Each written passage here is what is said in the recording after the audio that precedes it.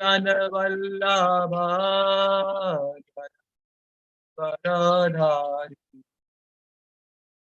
यशोदानन्दन व्रज जनरञ्जन यशोदानन्दन व्रज जनरञ्जन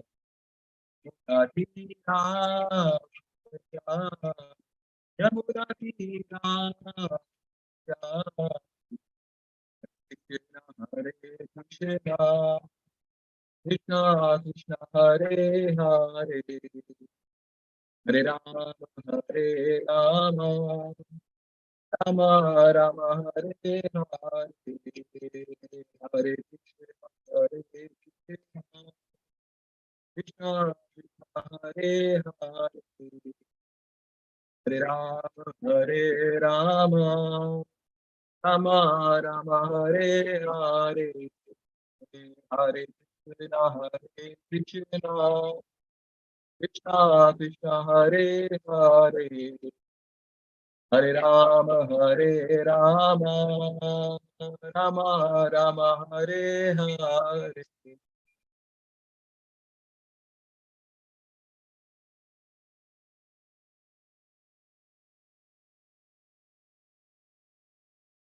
ओम नमो भगवते वासुदेवाय ओम नमो भगवते वासुदेवाय ओम नमो भगवते वासुदेवाय नारायण नमस्कृत्यं नरं चैव नरोत्तमं देवीं सरस्वतीं व्यासं ततो जय उदीरयेत् नष्टप्रायेषु अभद्रेषु नित्यं भागवत सेवया भगवते उत्तम श्लोके भक्तिर्भवति नैष्ठिकी कृष्णाय वासुदेवाय देवकी नंदनाय च नंदगोपकुमाराय गोविन्दाय नमो नमः हरे Krishna. Once again, welcome all the devotees, and once again seeking blessings of all of you for repeating what I've heard in परंपरा. सभी के आशीर्वाद के आकांक्षी हैं ताकि जो भी परंपरा में सुना है उसको हम दोहरा पाए. Today we are studying from Bhagavad Gita as it is, chapter number 8, which is entitled Attaining the Supreme, and shloka number 24. So I'll just put on the presentation. Just a minute, Prabhuji.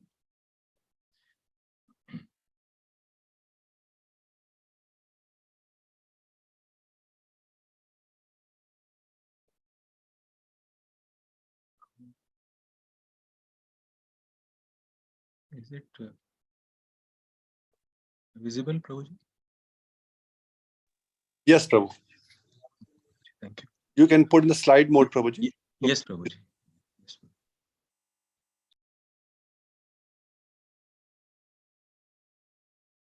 It's in now slideshow mode.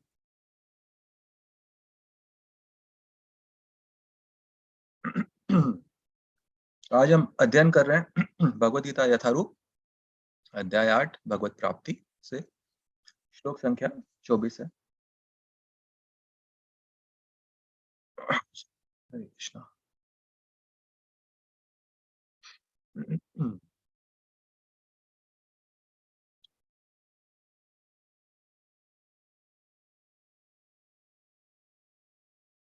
The shloka goes like this.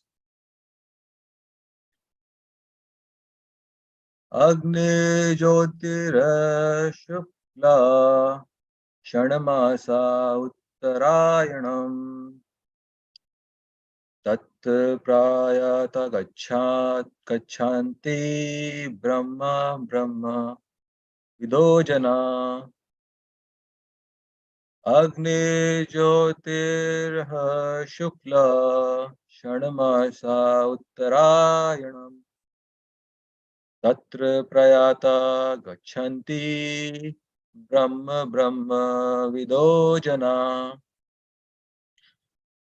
अग्नि ज्योतिरः शुक्ला षण्मासा उत्तरायणम् तत्र प्रयाता गच्छन्ति ब्रह्म ब्रह्म विदो जना।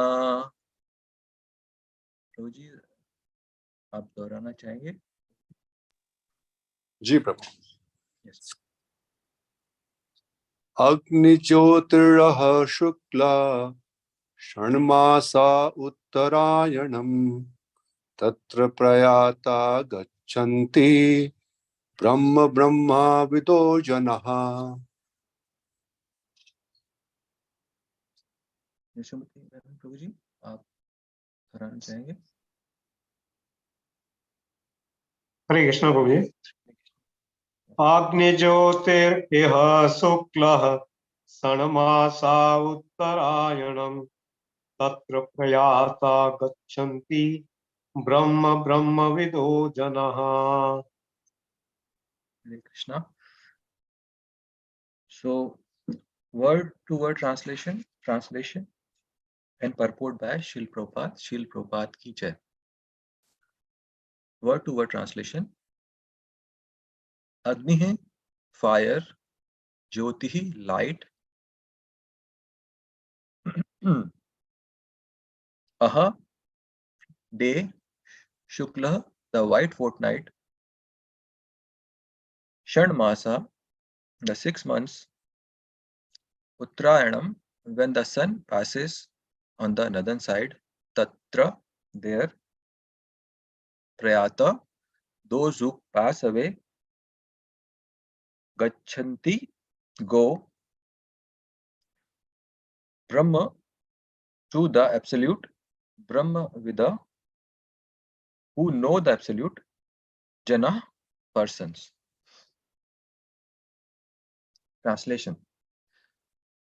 Those who know the Supreme Brahman attain that Supreme by passing away from the world during the influence of the fairy god in the light at an auspicious moment of the day, during the fortnight of the waxing moon, or during the 6 months when the sun travels the north.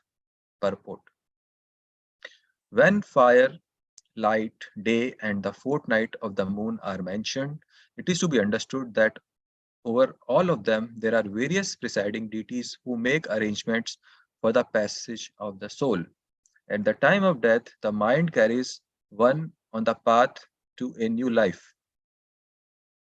If one leaves the body at the time designated above, either accidentally or by arrangement, it is possible for him to attain the impersonal Brahma Jyotir. Mystics who are advanced in yoga practice can arrange the time and place to leave the body. Others have no control. If by accident they leave at an auspicious moment, then they will not return to the cycle of birth and death. But otherwise, there is every possibility that they will have to return. However, for the pure devotee in Krishna consciousness, there is no fear of returning, whether he leaves the body at an auspicious or inauspicious moment, by accident or arrangement. Om Agyantimirandasya Jnananjana Chakshurunmilitam Yena Tasmai Shri Guruve Namaha Shri Chaitanya Manobhishtam Sthapitam Yena Bhutale Swayam Rupa Kadamayam Dadati Swapadantikam Vandeham Shri Guru Shri Yuta Padakamalam Shri Gurun Vaishnavamsha Shri Rupam Sagrajatam Sahagana Raghunavitam Tam Sajivam Sadvaitam Savadutam Parijana Saitam Shri Krishna Chaitanya Devam Shri Radha Krishna Padan Sahagana Lalita Shri Vishakhavitamsha He Krishna Karuna Sindhu Dinabandhu Jagatpate Gopesha Gopika Kanta Radha Kanta Namastute Tapta Kanchana Gaurangi Radhe Vrindavaneshwari Vrishabhanusute Devi Pranamami Hari Priye वंशाकल्पतरुभ्यश्च कृपा सिन्धुभ्य एव च पतितानां पावनेभ्यो वैष्णवेभ्यो नमो नमः। नमो विष्णुपदाय कृष्णपृष्ठाय भूतले श्रीमते भक्तिवेदांत स्वामिनिति नामिने। नमस्ते सारस्वती देवे गौरवाणी प्रचारिणे निर्विशेष शून्यवादी पाश्चात देशतारिणे। जय श्री कृष्ण चैतन्य प्रभु नित्यानंद श्री अद्वैत गदाधर श्रीवासादि गौर भक्त वृंदा।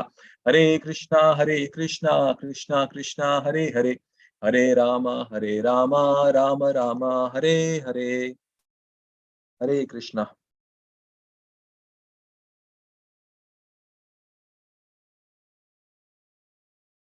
हम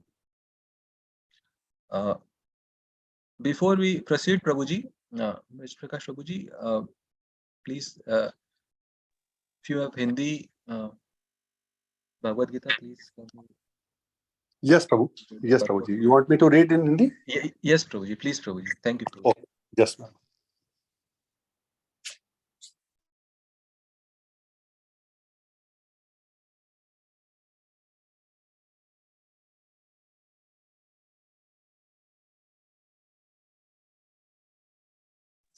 तो हिंदी में अनुवाद और तात्पर्य इस प्रकार से है, श्री प्रभुपाद जी के द्वारा श्री प्रभुपाद की जाए।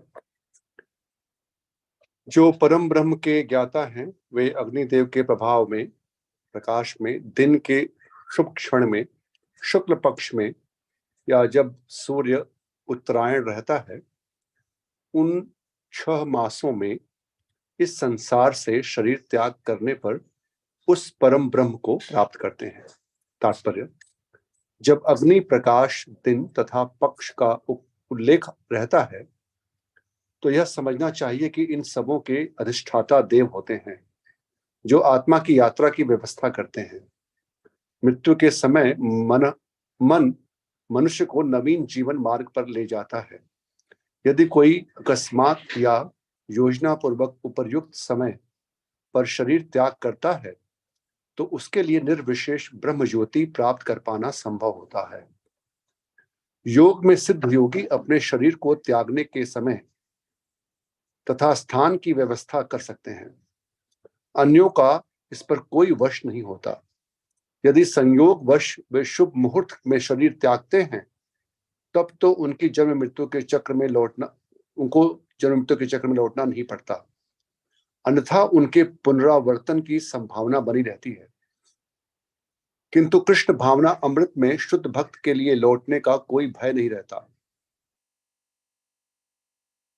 शुद्ध भक्त चाहे वह शुभ मुहूर्त में शरीर त्याग करे या अशुभ क्षण में, अकस्मात शरीर त्याग करे या स्वेच्छा पूर्वक। Yes Prabhu ji.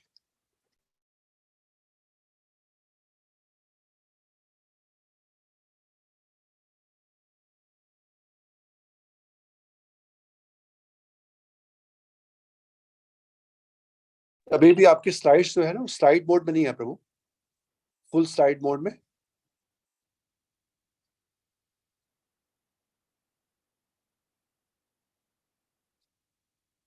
Yes, now it's clear Prabhu.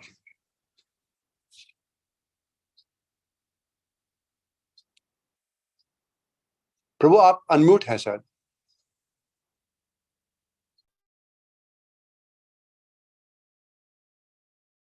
Yes, Prabhuji. Thank you, Prabhuji, for your guidance. Yes. So, it is mentioned, I'll just read the translation. Those who know the Supreme Brahman attain that Supreme by passing away from the world during the influence of fiery God in the light at an auspicious moment of the day, during the fortnight of the waxing moon, or during the 6th month when the sun travels and all. यहाँ पे श्रील प्रभुपाद ने जो हमें इसका अनुवाद दिया है, इसमें बताया कि जो परम ब्रह्म को जानते हैं वो उन्हें प्राप्त करते हैं जब वो इस जगत से जाते हैं, या तो उस समय अग्नि का प्रभाव है, या वो प्रकाश में जाते हैं, या कोई बहुत शुभ मुहूर्त में जाते हैं, या जब चंद्र की जो कला है वो बढ़ रही होती है उस उन 15 दिनों में जाते हैं या उन 6 मास में जब सूर्य उत्तर दिशा की तरफ उत्तरायण में होते हैं. So we have been discussing this chapter for few months now. Also, we have been discussing this chapter in New Vrindavan Hall and online as well. And it's been our great fortune just by the title of this chapter, Attaining the Supreme. This is what is the ultimate goal Prabhupada has given us. So many times Prabhupada has mentioned our ultimate goal is to go back to Godhead. In fact, he was publishing this magazine. Prabhupada जी ने बताया कि जो हमारा उद्देश्य है कृष्ण भावनामृत में, अंतिम उद्देश्य है कि हम भगवान के धाम जाएं. और उन्होंने इसी नाम से पत्रिका भी छापी थी जो अभी तक चल रही है उनके अनुयायियों द्वारा, उसको आगे बढ़ाया जा रहा है. So when we see this chapter, last week His Grace Simananda Krishnam Prabhu very wonderfully, we are so grateful to him for giving us his understanding, his realizations from the chapter, and he mentioned there are 8 questions asked. 5 questions are in shloka number 1, 8.1, and remaining 3 are shloka number 2, 8.2. Arjuna is asking to Krishna. Arjun ने जो 8 प्रश्न पूछे हैं, 5 पहले श्लोक में है इस अध्याय के और 3 जो है वो उसके अगले श्लोक में उन्होंने प्रश्न पूछे हैं. The last question asked by Arjuna is in front of you. How can those engaged in devotional service know you at the time of death? So, this is a very important question for all of us in our lives. Any sincere bhakta at some point of time in their journey in bhakti will ask this question, sooner the better, what is my destination after leaving this body? In fact, death is not a fear for bhakta who are sincere. Their only fear is when we leave this body, where are we going and whether we'll be able to engage ourselves in devotional service again and whether we'll be there in association of devotees. कोई भी गंभीर भक्त के लिए मृत्यु एक समस्या नहीं है, एक भय नहीं है, परंतु ये है कि ये विचार हमेशा एक गंभीर भक्त को रहता है कि मेरा अगला गंतव्य क्या है और उस गंतव्य में मुझे भक्तों का साथ और भक्ति करने की सुविधा प्राप्त होगी कि नहीं. As Srila Prabhupada has explained why we chant Hare Krishna. We chant Hare Krishna, the question was answered by Srila Prabhupada, to chant Hare Krishna more. What this means is that chanting of Hare Krishna pleases Krishna the most. It's our prayer to Krishna. And the objective of our life is to please our parampara and Lord Shri Krishna. So we chant more, serve more, in that way please Krishna. तो जब का क्या कारण है, प्रभुपाद जी से प्रश्न पूछा तो प्रभुपाद जी ने बताया कि जब क्यों करें, क्या कारण, तो और इसका अंतिम उद्देश्य क्या है. तो प्रभुपाद जी ने जवाब दिया, जप का उद्देश्य है और ज्यादा जप करें क्योंकि इसी में हमारे गुरुजनों की, गुरु परंपरा की और भगवान श्री कृष्ण की इसमें प्रसन्नता है. इसी प्रकार से हमें ये जप जो है वही उसको आगे बढ़ाना है और भगवान कृष्ण और हमारी परंपरा को प्रसन्न करना है. So in this question we see from Srimad Bhagavatam that the subject matter is discussed there about devotional service. So the shloka number 1.2.5 is mentioned that Munaya sadhu prashtaham bhavadbir lokamangalam yat Krishna samprashno yenatma suprasidati. So why this shloka relates to today's specific to the shloka 8.2? It is explained the chapter 1 question by sages in Srimad Bhagavatam. If we go through it, the beautiful questions, not only questions, the setting up of the background where Gurudev,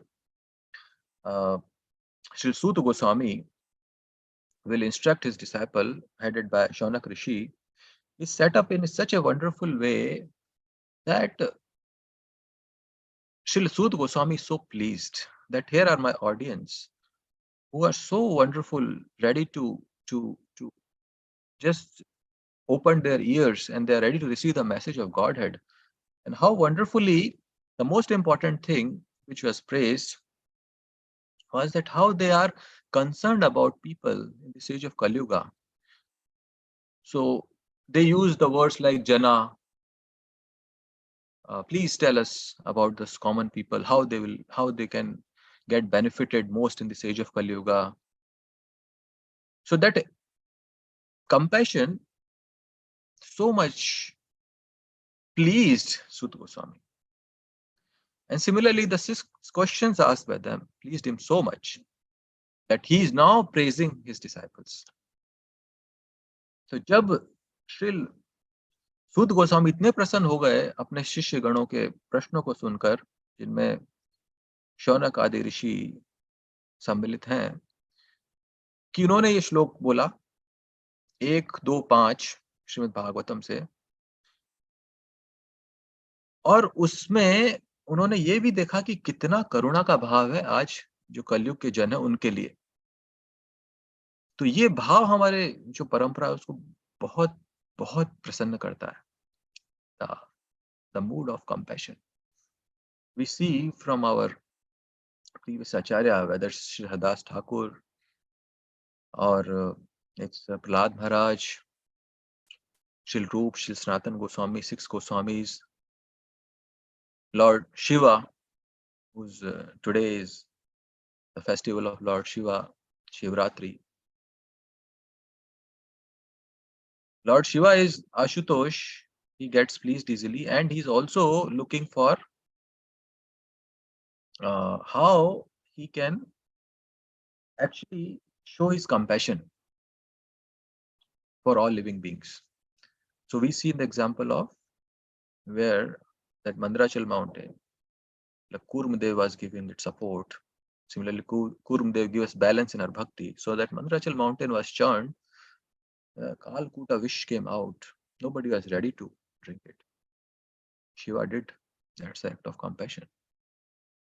If living beings are able to maintain their bodies, then only they can serve. Otherwise, everything will be destroyed. तो हमारी जो परंपरा है इसमें ये जो भाव है करुणा का, जीवों के प्रति करुणा का, ये प्रचुर मात्रा में झलकता है. तो जैसे श्री हमारे 6 गोस्वामी हैं और श्री हरदास ठाकुर हैं, भगवान शिव हैं जिनका आज जन्माष्टमी त्योहार है. उन्होंने जब कालकूट विष को पिया, ये भाव उन्होंने अपने उदाहरण से सबके लिए उन्होंने अपना जीवन जो है उसको कोई मोल नहीं दिया कि इतना भयानक विष मैं पी रहा हूं, क्योंकि दूसरों पे कृपा करने, अन्य कोई आगे उसमें नहीं आए. So this is what it is, that we have to please our parampara. This was done by Shaunakadi Rishi. They pleased Sud Goswami, and that's how they heard Bhagavatam for second time. Similarly, Parikshit Maharaj, with his conduct, with his character, how eager he was to receive this nectar, he pleased Sutta Goswami. No, क्षमा कीजिए, he pleased Shukdev Goswami ji. And that's how this nectar came out for all of us. If we have to really understand Srimad Bhagavatam, apply in our lives, relish it, please our parampara by being sincere in hearing, we have to develop this mood of compassion for others. As we understand that Harinam, Vaishnav Seva or Jeev Daya, the three main pillars to progress our bhakti. तो इस प्रकार से हमें ये भाव जागृत करना होगा कि कैसे हम अपनी परंपरा को अपने स्वयं के आचरण से कैसे प्रसन्न करें. देन उसके बाद हम श्रीमद् भागवतम को समझ पाएंगे, जीवन में उतार पाएंगे और अपना जीवन सही रूप से जी पाएंगे. So similar questions are being asked by Arjuna here. This is very, very practical question. Out of all the 8, this is what should be focus of a bhakta. The rest are there for developing understanding of yoga process. Srila Prabhupada says that we all in this moment, we should have understanding of all 6 darshanas, Shad Darshan. And with that understanding, it will be helpful for us to actually answer any discussions, any points which are raised, and that is expected from us. So these are Nyaya, Vaisheshika, Sankhya, Yoga, Uttar Mimamsa, Purva Mimamsa. तो इस प्रकार से प्रभुपाद हमसे ये जब हमने देखा कि अर्जुन, श्रीमान अर्जुन ने प्रश्न किए हैं, तो इसमें 8 में से आखिरी प्रश्न ये सामने है हमारे, और कैसे जो बाकी के प्रश्न हैं वो योग साधना, अष्टांग योग से मुख्यतया उनको केंद्रित करके पूछे गए हैं, और ये भक्तों के लिए प्रश्न है जो हमारे लिए बहुत महत्वपूर्ण है. तो बाकी प्रश्नों का क्या लाभ? तो जैसे श्री प्रभुपाद बताते हैं कि जो षड दर्शन है उसका हमें ज्ञान होना चाहिए, ताकि कभी भी किसी भी प्रकार से कहीं कोई प्रश्न आ जाए, कहीं कोई चर्चा का विषय बन जाए, तो हमें ये सब पता होना चाहिए. षड दर्शन.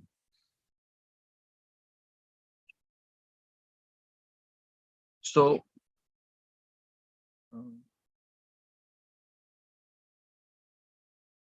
I think this got stuck. Just a minute.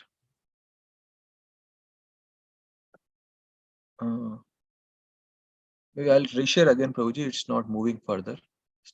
Maybe I took long time in this first slide itself, so I have to move faster. Just a minute, Prabhuji. I'll upload it again. I have to really show some speed here.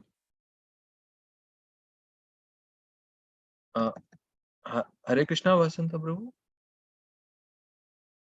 I'm not able to.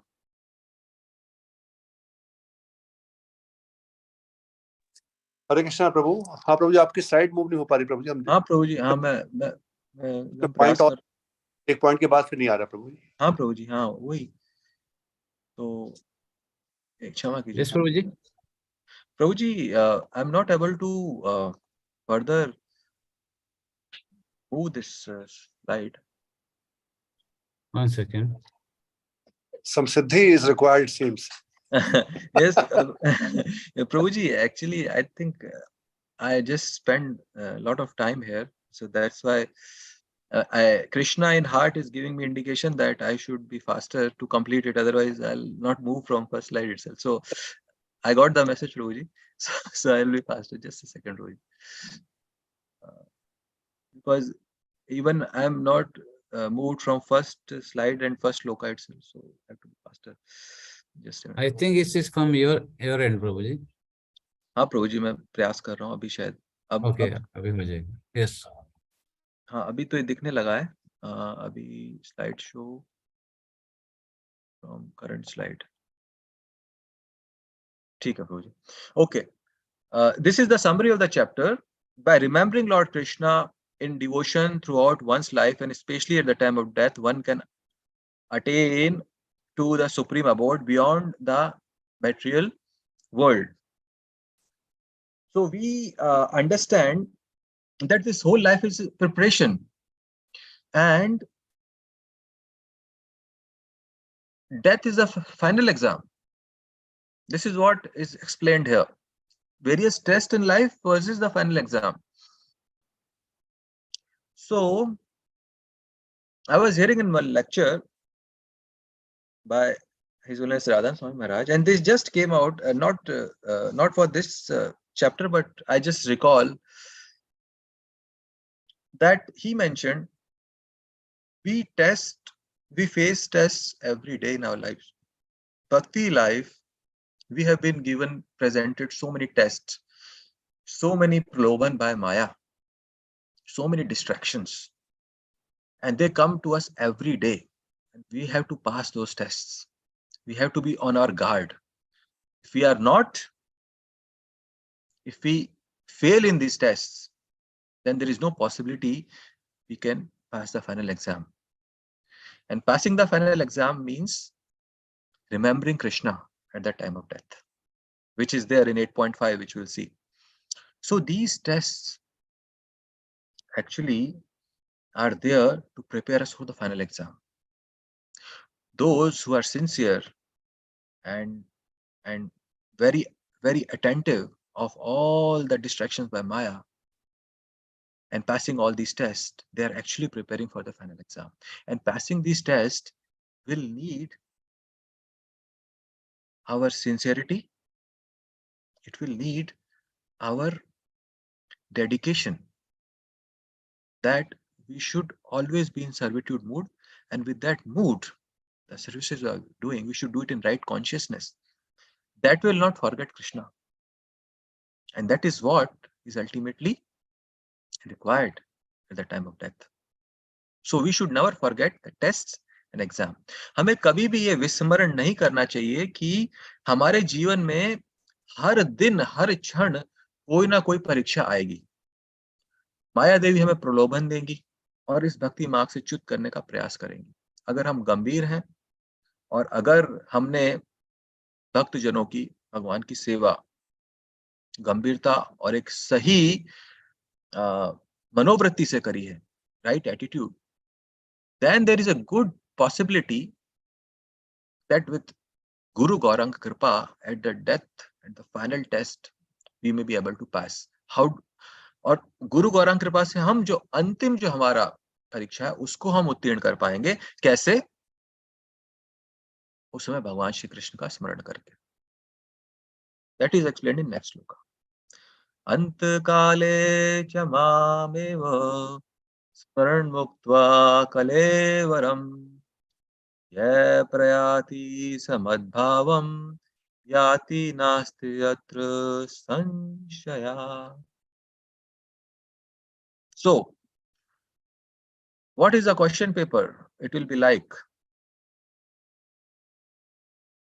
the final exam question paper. Generally, it's not told in advance, but here we know that final exam, the question paper subject is, are we able to remember Krishna? That is the question. And we have to pass that exam. So the question paper is known, and we have to just prepare ourselves that at the time of death, at time of leaving this body, we are prepared by remembrance of Krishna. How we'll do that? We cannot do it without devotees. We need devotees' help. At the time when we are leaving our bodies, it's a stressful condition. And by Harinam, Hari Kirtan, and devotees helping us in various ways to revive our consciousness so that we don't forget Krishna. We can't do it on our own. We are not yogis, Ashtanga yogis, that we are trying to remember Lord in our heart by yoga sadhana. That's not our process. Our process is descending process. We are not in the ascending process as given by Ashtanga yogis. No, that is not the way. We have to fully depend on the mercy of Shri Guru and Gauranga. And that will come through our fellow devotees. We have to maintain a loving relationship with them. That's how it is possible. तो श्री गुरु और गौरांग की कृपा हमें मिलेगी हमारे साथ में जो भक्त हैं उनसे. तो हमें हमेशा स्मरण रखना होगा कि ये भक्त जिनका हम संग प्राप्त कर रहे हैं, यही अंत काल में हमें भगवान का स्मरण रखने में हमारी सहायता करें. They are the same devotees who help us in chanting our rounds properly. If we really maintain a loving relationship in a servitude mood with devotees, our japa will improve. And vice versa. If our relationship is duplicitous, then our japa will deteriorate. And that is the service. Prabhupada says 99% of our progress depends on it. But that 1% is also very important, because without that 1%, this 99% will not be good. It's not 100%. Prabhupada didn't say japa is your 100%. No. If that 1% is not proper, we are not able to do this 99% progress properly. So that important is, that much importance there for pleasing and maintaining loving relations with devotees. तो भक्तों के साथ हमारा जो हमारा संबंध है तो बहुत मधुर और सेवा से पूर्ण होना है. अगर नहीं है तो जो 99% जिससे हमारी प्रगति भक्ति में होनी है जपा से, वो ही नहीं हो पाएगी. अगर वो 1% ठीक नहीं है तो उस 1% को हमें नकारना नहीं है. बहुत बहुत ज्यादा महत्वपूर्ण है. Sometimes people will say, I'll just remember Krishna at the time of death. So Krishna is cheater of cheats. We see in Mahabharata how Krishna would make impossible possible. We all know all the pastimes of Krishna, but just to mention one of them, this is what comes to mind in the first. That Jayadratha, he thought, I am saved now because sun has set and Arjuna could not kill me. No. Jayadratha is a big cheater. And Krishna cheated him by covering the sun. And ultimately, he was killed when Sudarshan Chakra was removed and sun came out. तो हमें ये नहीं सोचना चाहिए कि अंत समय में हम पूरा जीवन जो हमारा मन चाहे हम करेंगे और अंत समय में हम भगवान का नाम ले लेंगे. जो धूर्त होते हैं भगवान कृष्ण उनके लिए सबसे बड़े धूर्त हैं. तो जयद्रथ की कथा हमने सुनी है, कैसे भगवान ने उस सबसे बड़े धूर्त को, कैसे भगवान ने उसका वध श्रीमान अर्जुन द्वारा करवाया. सूर्य को ढक के ऐसे लगा अस्त हो गए, और फिर वापस से जब जयद्रथ बाहर निकल के आए तो अर्जुन ने उनका वध कर दिया, क्योंकि बाद में सुदर्शन चक्र हट गए सूर्य के सामने से और सूर्य वापस उदय हो गए. We cannot cheat Krishna. This is the message. We have seen this yogi before, and it's worth to see him again and again because we don't want to be like him. He is a yogi who has just I have, how to define this picture. I'm just thinking he's a person who is not of this age. He's not Kalyugvasi like us. He is a person from possibly Satya Yoga, because that is when yoga, that Ashtanga yoga, like Hiranyakashipu also did in this Satya Yoga. He's from that age, not this age. And then after that, other processes also are there. Like various yogas have various processes, but this is the Satya Yoga process and not for us. And as we discussed, there are 7 questions asked, and Krishna will never ignore what Arjun asked. Maybe not directly linked to our bhakti process, but at the same time, we have to know all these process so that we understand bhakti process. Prabhupada say is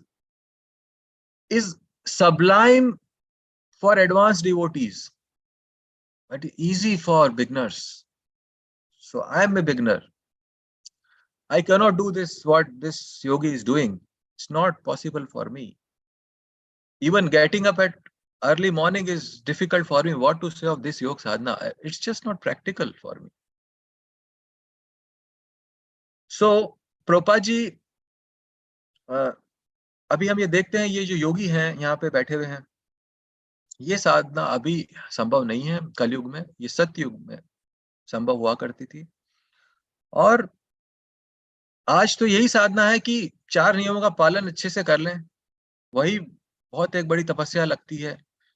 और सुबह उठ के ब्रह्म मुहूर्त में 16 माला का जप कर लें, वो एक बहुत बड़ी तपस्या है। तो जब उन तपस्याओं में हमें इस प्रकार से कष्ट होता है, थोड़ी तकलीफ भी होती है कभी। देखिए, अगर सही समय पे सो रहे हैं तो उठने में कोई परेशानी नहीं है, पर आप समझ लीजिए कि किसी दिन थोड़ी देरी हो गई तो आप अब सुबह उठने में बहुत परेशानी है।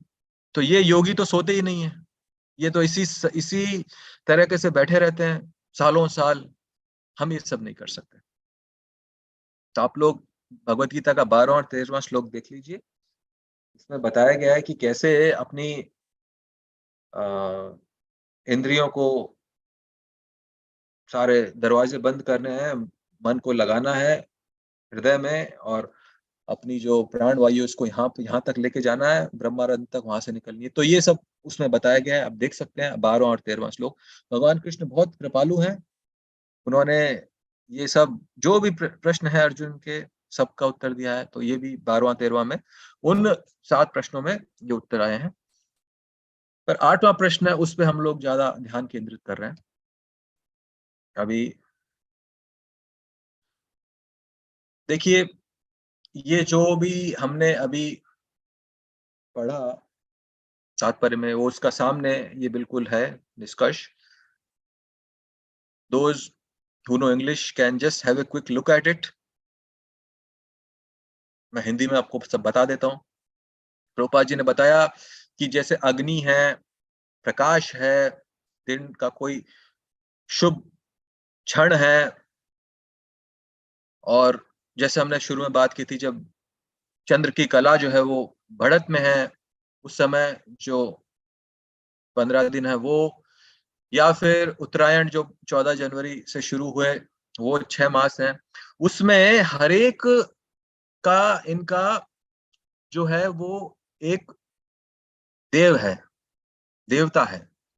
और वो देवता चाहे सूर्य है, चाहे अग्नि है, चाहे चंद्र है, वो सभी देवता उस जीवात्मा के लिए प्रबंध करते हैं कि वो ऊंचे के लोक में जाए, यहां तक कि ब्रह्म ज्योति तक पहुंच जाए। ये प्रबंध किया जाता है इन शुभ लक्षणों में शरीर छूटने पर। So those I just explained it in Hindi, but you can see it's there on the screen. Those who understand English, it's all written there. और जो शुद्ध भक्त है, उनके लिए लौटने का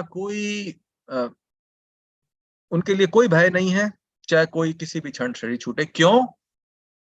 ये बहुत महत्वपूर्ण है, क्योंकि हमने चर्चा की थी कि शुद्ध भक्त, और प्रभुपाद जी ने बहुत कृपा की है, उन्होंने बोला कि इस कृष्ण भावनात्म में सभी शुद्ध हैं। क्यों शुद्ध हैं? क्योंकि सभी शुद्ध बनने का प्रयास कर रहे हैं, इसलिए सब शुद्ध है। Prabhupada ji is very kind on us. He said all are pure devotees in Krishna consciousness because everyone is trying to be pure. They're on the path, so they are pure. We may not be pure, but Prabhupada Kripa, we can go back to Godhead. Prabhupada say, I'll give you backdoor entry. आपको पिछले दरवाजे से अंदर भगवान के धाम में मैं प्रवेश दिलवा दूंगा। बस गंभीर रहना है, हमारी मनोवृत्ति जो है वो बिल्कुल शुद्ध होनी चाहिए, pure attitude, pure consciousness, and sincerity. This is what Prabhupada says. So now today's discussion, we will center around auspiciousness and inauspiciousness. Because what we are talking here is auspicious moment. A yogi leaves, he reaches planets, upper planets. Inauspicious, he will not, like that. So what is auspicious and inauspiciousness from a viewpoint of devotee? This is what we will understand. So in Srimad Bhagavatam, I was reading two shlokas. This is related to this. The next shloka is what is relevant, but this shloka is like a connecting shloka. So 2.3.16. Vyasakishcha Bhagavan Vasudeva Parayana Rugaya Gunodaraha Satam Syutri Samadame. Translation. Sud Goswami, the son of Vyasdev, was also full in transcendental knowledge and was a great devotee of Lord Krishna, son of Vasudeva. So, there must have been discussion of Lord Krishna, who is glorified by great philosophers in company of great devotees. So, देखिए, we are again come to the same point where these rishis of Naimisharanya are asking beautiful questions and prompting Shri Sut Goswami to speak more and more nectar. So this is what they are saying, that they are praising Shukadeva Goswami and saying he's a great devotee of Lord Krishna. So there would be some discussions. Please tell us more about Lord Krishna, who is glorified by great philosophers and great devotees. So ये बहुत महत्वपूर्ण एक विषय वस्तु है, कैसे जो ऋषिगण हैं नैमिषारण्य के, कैसे उन्होंने श्री सूत गोस्वामी को बार बार प्रश्न पूछ रहे हैं, और इस प्रकार से वो जो अमृत है वो उनके मुख से बार बार निकल रहा है उन प्रश्नों के कारण. तो वापस से पूछे कि ये भगवान कृष्ण संबंधी जो चर्चा हुई है, सुखदेव गोस्वामी जी ने जो परीक्षित महाराज को बताई, वो उसमें हमें बताइए कि क्या चर्चा हो रही है. तो this is then the shloka which again से, जैसे फिर से उन ऋषियों ने ये श्लोक बोला जो बहुत सुंदर है, जो आज के विषय वस्तु पे मुझे लगा कि बहुत हमें बहुत ही एक गंभीर विषय वस्तु प्रदान करता है. आयुर्हर्ति वै पुंसाम् उद्यनस्तम चयानसो तस्यर्थे यच्छणो नीतम् उत्तम श्लोक वार्तया. Both by rising and by setting sun, the sun decreases the duration of life of everyone, except one who utilizes the time by discussing points of all good personality of Godhead. तो ये उगता और जो ढलता सूरज है, सबके जीवन की आयु को हर लेता है. ये काल रूप है, ये काल की शक्ति है, सिवाय उनके जो अपना समय भगवान श्री कृष्ण की लीलाओं का गुणगान श्रवण कीर्तन करने में बिताते हैं. हरे कृष्णा कृष्णा कृष्णा हरे हरे, हरे Ram Ram Ram Hare Hare. Okay. So auspiciousness and inauspiciousness depends on consciousness. That is so wonderful rhyming sentence. एक शुभ और अशुभ जो है वो एक व्यक्ति की चेतना पर निर्भर करता है, किस चेतना से वो व्यक्ति किसी सेवा कार्य को करता है. देखते हैं, ये श्रीमान राधेश्याम प्रभु जी के प्रवचन में मुझे बहुत सुंदर रूप से कुछ बिंदु मिले हैं. उन्होंने इस पूरे श्लोक को इस प्रकार से लिया है कि एक शुभ और अशुभ क्या है, इसमें हम कैसे उसको समझ पाएंगे. क्योंकि यही तो विषय वस्तु है कि जो योगी शुभ घड़ियों में जाएंगे वो ऊपर जाएंगे, और जो शुभ घड़ियों में जो नहीं शरीर त्याग करेंगे वो नहीं जाएंगे। और भक्त के लिए तो ये कोई इसमें रुकावट नहीं है। तो अब शुभ घड़ी और अशुभ घड़ी क्या है, ये कैसे हम इसको समझें, how we understand what is auspicious and inauspicious. So this you can see on the screen, pastime from Canto 4 of Srimad Bhagavatam, where this is between Lord Shiva and Daksha Prajapati. I'd like to share that when I was preparing, I had no idea today will be Shivratri on Saturday. I didn't had not thought about it, but this is Kripa of Shri Guru and Gauranga through Radhesham Prabhuji, that this is what Katha he was mentioning in this lecture, and somehow I got so inspired by this that I've gone through. There are 4 chapters. I've gone through them in Srimad Bhagavatam Canto 4. Especially, I've gone through the translations and I could get the gist of this katha because I didn't knew that very much properly, this katha. So that desire came, I should know this wonderful katha. It's so inspiring. But it turned out to be Lord Shiva's katha and today Shivratri. So here we are. This is all Kripa. तो ये आज सुनियोजित नहीं था कि मैं ये भगवान शिव के संबंध में ये कथा आज कुछ इसका चर्चा करने वाला हूँ, परंतु ये हुआ कि बस गुरु गौरांग की कृपा मिली श्रीमान राधेश्याम प्रभु से कि उन्होंने अपने प्रवचन में ये कथा बोली इस श्लोक में, और आज के दिन शिवरात्रि है। तो हम आगे बढ़ेंगे अभी। So here we go. ये जो दक्ष प्रजापति है, इसमें देखिए हमें बहुत कुछ सीखने को मिलेगा इस कथा में, तो हमें बहुत श्रवण करना है कि क्या हम अपने जीवन में उतार सकते हैं। So we will learn a lot from this pastime. So please, we have to understand that we have to correlate it with our lives, how we can improve ourselves. So this Daksha Prajapati, now we can see his the goat head. He is very envious of Lord Shiva, and Shiva is his son-in-law. But Shiva is best amongst gentlemen. Shiva is free of any enmity. Shiva is peaceful. Shiva is greatest demigod, but still is envious. Though he is son-in-law, he's as good as his son. तो ये दक्ष प्रजापति हैं, अपने इतने सुंदर दामाद भगवान शिव मिले हैं उनको, जो बहुत भद्र पुरुष हैं, किसी से कोई द्वेष नहीं रखते हैं, बहुत ही शांत रहते हैं, देवों में महादेव हैं, उनसे इन्होंने ईर्ष्या पाल ली।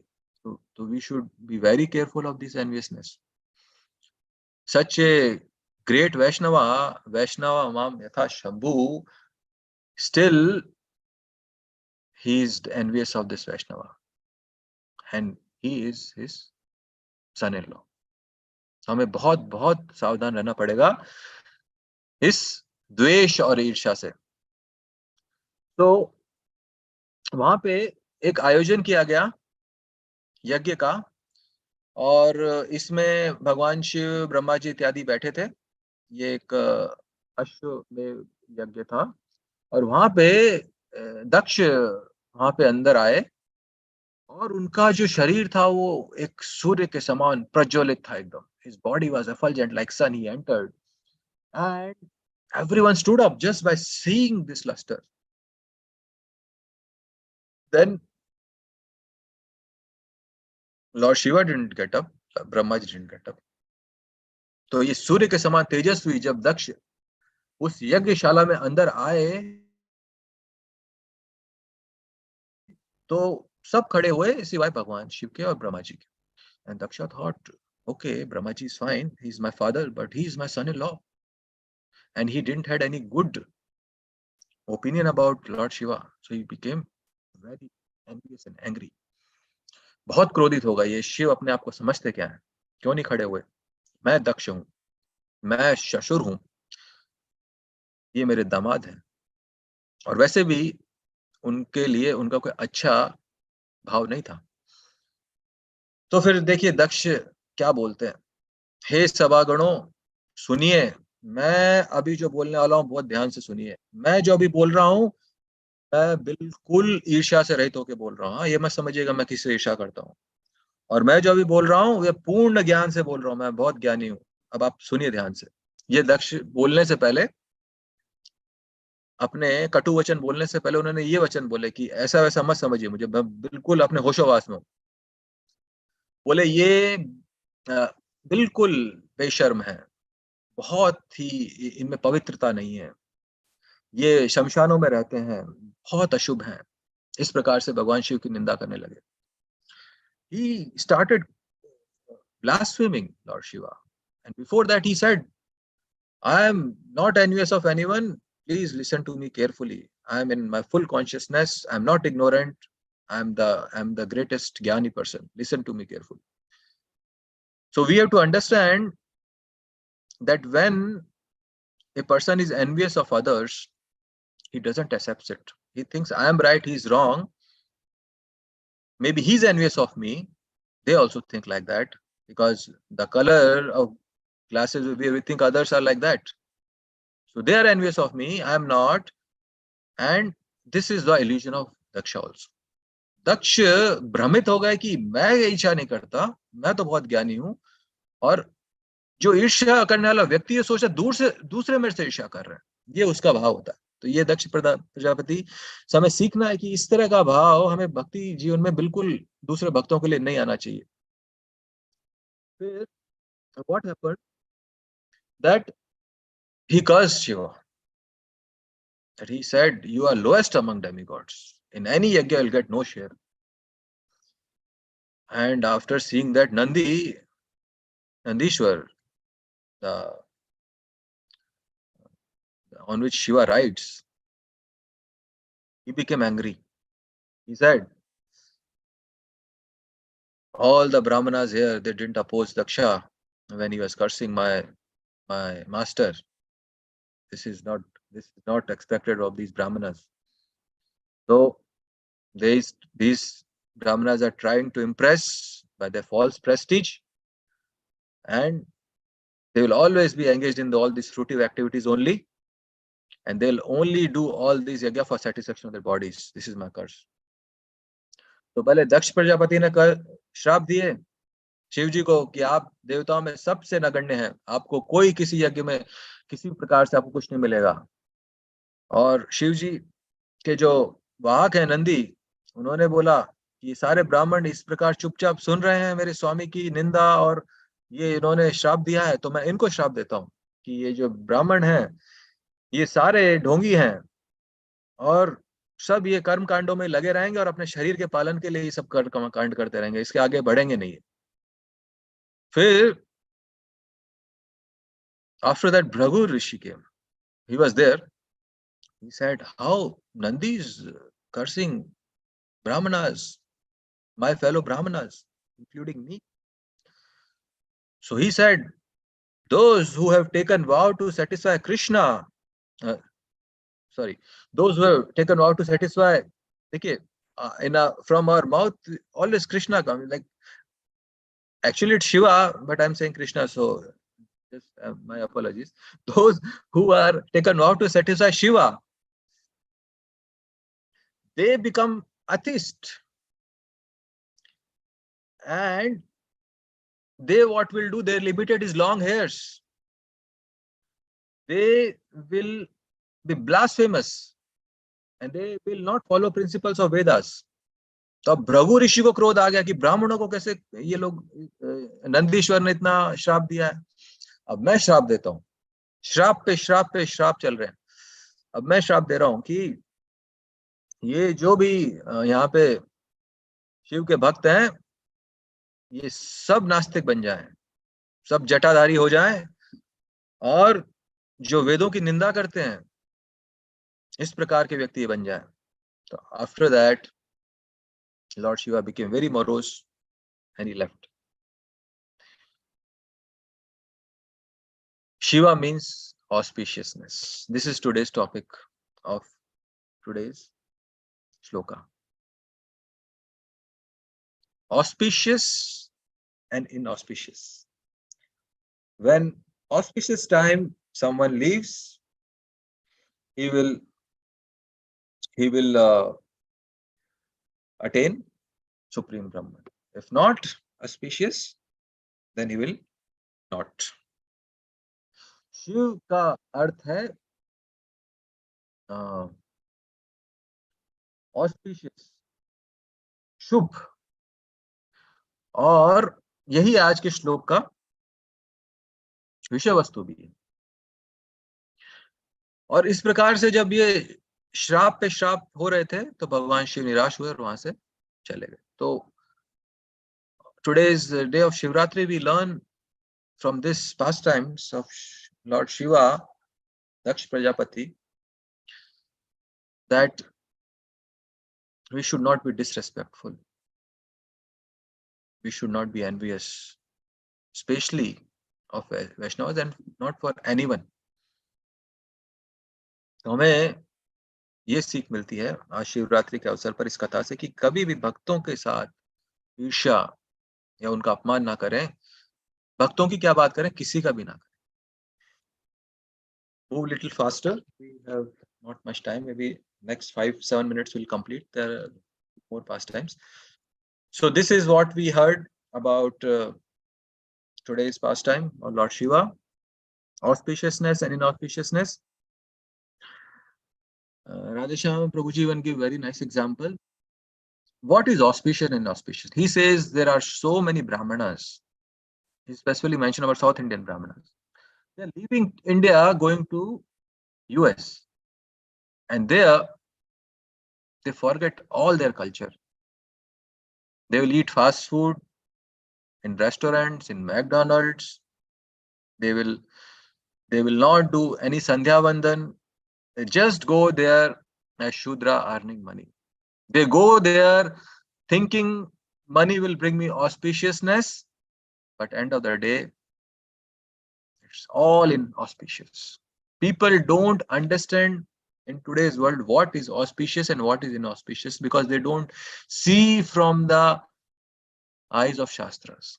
राधेश्याम प्रभु जी बताते हैं कि शुभ और अशुभ में लोग उनमें भेद ही नहीं कर पा रहे हैं क्योंकि शास्त्र चक्षु नहीं है। आज दक्षिण भारत से इतने ब्राह्मण, खासकर जो आईटी में पाश्चात्य देशों में, अमेरिका में जाते हैं, वहां पे सब कुछ अपना जो संस्कृति भूल के, संध्या वंदन भूल के, और किसी भी रेस्टोरेंट में, मैकडोनल्ड में कुछ भी खाना, कैसे भी खाना, इस प्रकार से जो वो समझ के जाते हैं कि बहुत शुभ है मेरे लिए, मैं अमेरिका जा रहा हूं, वहां बहुत धन अर्जित करूंगा।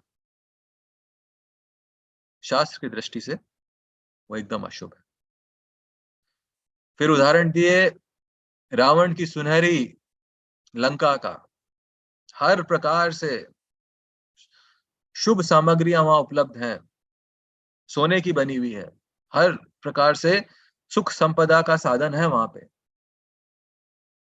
और शुभ जो भी है मंगलमय वो सब कुछ वहां पे उपलब्ध है। परंतु रावण की जो मनोवृत्ति है उससे पूरी लंका दूषित हो चुकी है और अंत में लंका का सर्वनाश भगवान श्री राम के द्वारा हुआ। तो सब कुछ शुभ होते हुए भी अशुभ ही अशुभ हुआ Lanka. He gave example of Lanka where it's made of gold and everything what should be auspicious is present there. It's very, very opulent city. But because of this bad attitude, enviousness of Ravan for Lord Shri Ram, it became totally destroyed. What looks from outside as auspicious, actually it is not. Lanka may look, it's very auspicious city. Everything is there. Everything required for a good, opulent life is there. That is what people's auspiciousness is related to.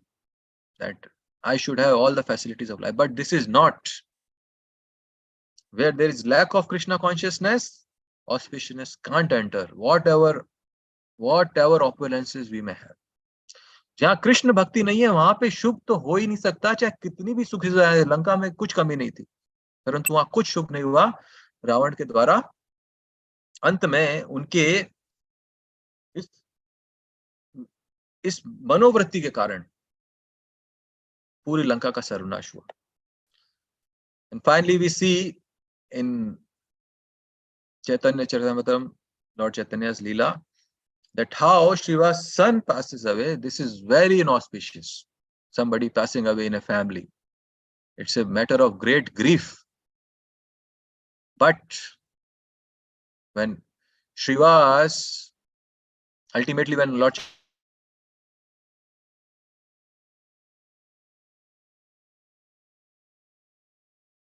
Chaitanya asked Srivas, anything where you are dancing, your kirtan is going on happily, ecstatically, you're dancing, nothing inauspicious can happen in that family.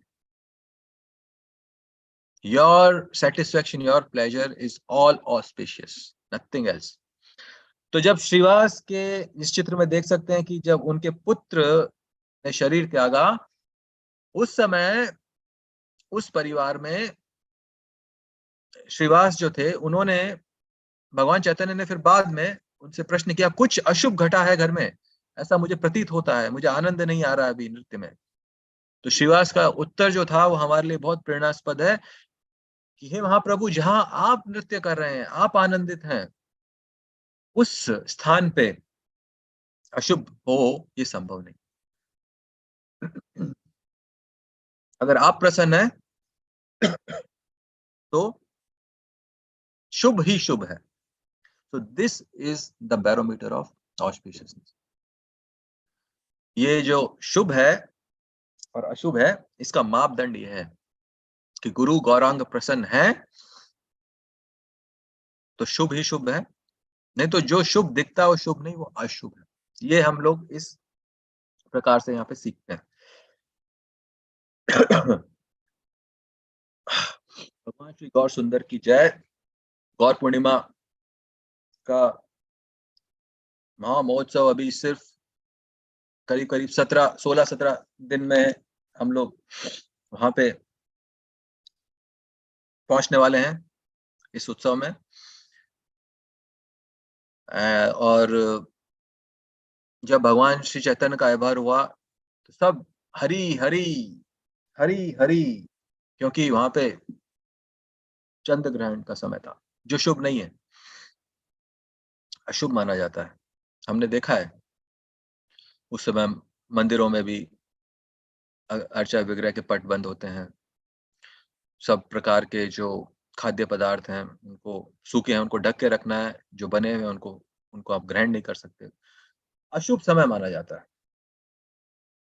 पर जब भगवान श्री चैतन्य का आविर्भाव हुआ, जो हमें हरिनाम देने आया, हरे कृष्णा कृष्णा कृष्णा हरे हरे, हरे राम राम राम हरे हरे, उस समय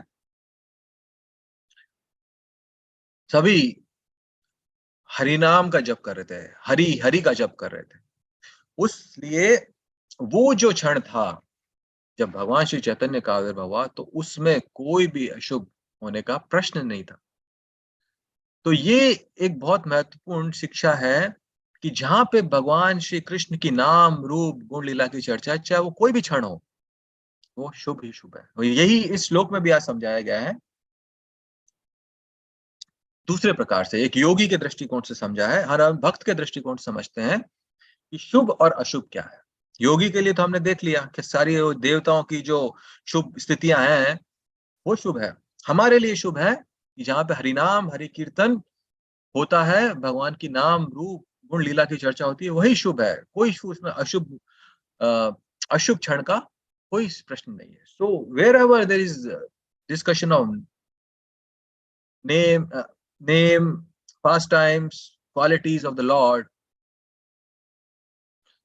that movement is always auspicious. We can see from this Gaur Purnima festival. It was inauspicious, but due to appearance of Lord Chaitanya and everyone reciting Hari Hari, that movement become very auspicious. I think we don't have time because this is also very nice katha of Bali Maharaj and Vaman Dev. I have prepared for it, but we don't have time. We are running short of time, so we'll skip it. And lastly, we can see that when we are in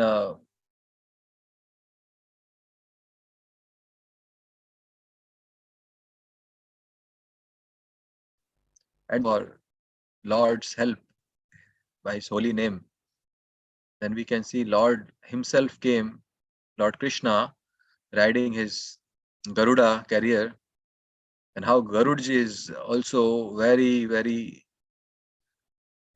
very humble mood joining his hands, offering obeisances to Lord, and Lord is pulling that fortunate devotee out of this Bhavsagar, and we should also aspire that when our time comes, we leave this while we are chanting Hare Krishna, Krishna Krishna, Hare Hare, Hare Ram, Ram Ram, Hare Hare.